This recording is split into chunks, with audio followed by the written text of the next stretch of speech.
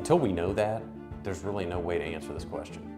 We're just guessing at this point, and then to suggest go ahead and pay taxes to pay off this house when we may not necessarily need to, may not be in their best interest. Brandon is with us in New York City. Hi, Brandon. Merry Christmas. Hi, Dave. How are you? Better than I deserve. What's up? So I have a question for you. My wife and I are in a blessed situation, and we have no debt except our mortgage. Good.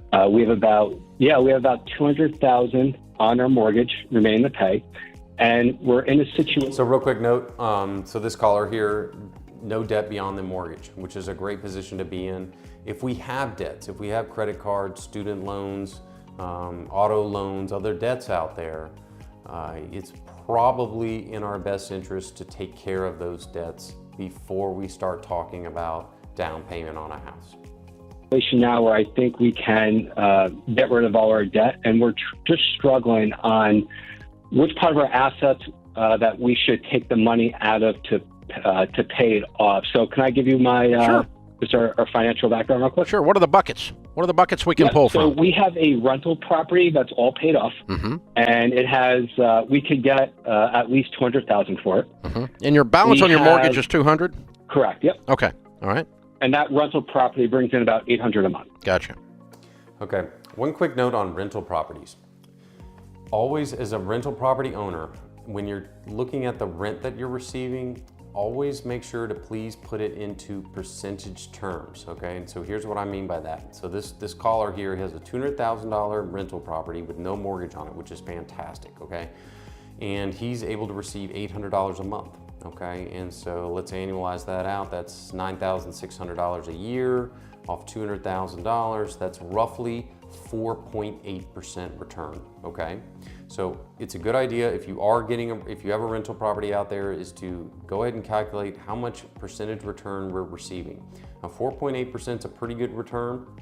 And so why do we need to know this?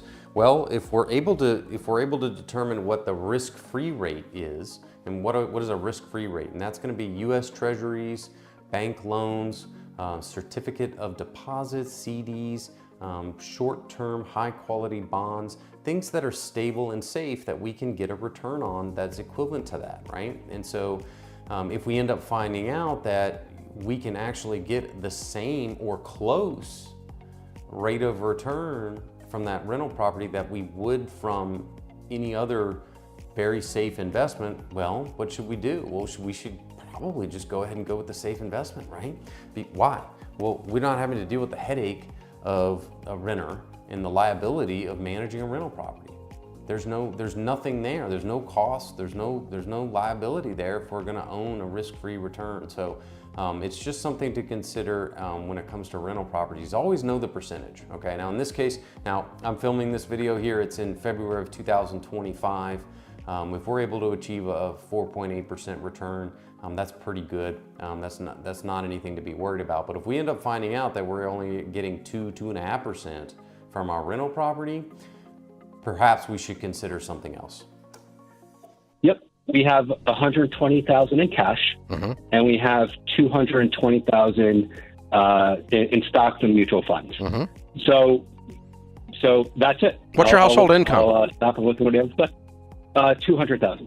Okay. So what does a 6-month or a 3-month emergency fund look like of expenses? Probably 50 grand?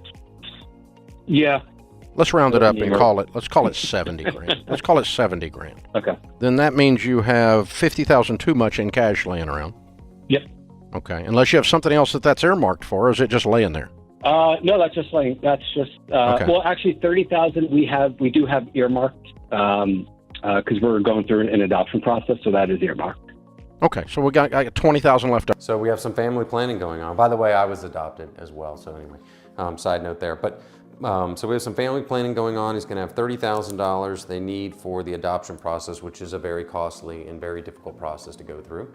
Left over then out of that cash. So we're going to set 30 over in the adoption fund. We're going to set 70 in the emergency fund, and we're going to throw 20 at the house. That means we need 180 out of the. I wouldn't sell the rental unless you just don't like it.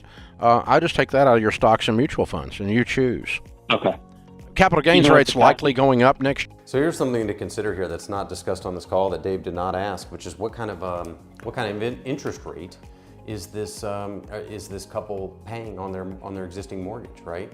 If they're paying 2% or 2.5% like mortgages used to be 4 or 5 years ago, then I don't think it's probably not a good idea for them to go ahead and pay this house off. Okay, you don't want to trade off in stocks. And again, it all depends on what our goals are for that stock account. If this is long-term money that we're going to need to supplement retirement, things like that, well, we know over the long term, 15, 20, 25, and 30 years, we can expect a return anywhere between 8 to 12% on stock investments, okay?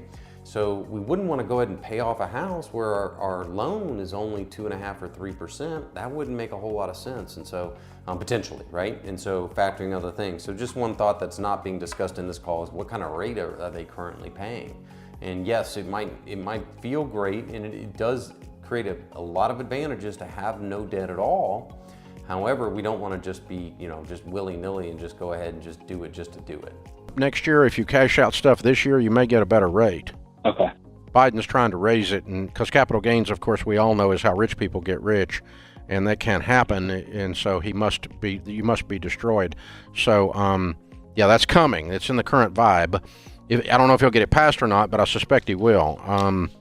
The Biden administration, I guess, is whatever. Anyway, but yeah, so I'm probably taking some capital gains off the table. While you can do it at a 15% capital gains rate, we'll use for $180,000 worth. So one question I would ask here is, again, what is your goal for this stock account? Okay, what are we doing with it? Okay, and until we know that, there's really no way to answer this question.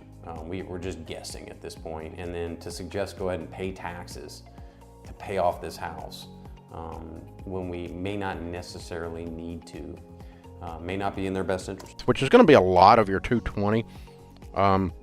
But if you cashed out all of your mutual funds and stocks and paid all the taxes and had that pile of money sitting on the table, would you buy other mutual funds and stocks, or would you pay off the house? You'd pay off the house. We know that because you called me and asked about it.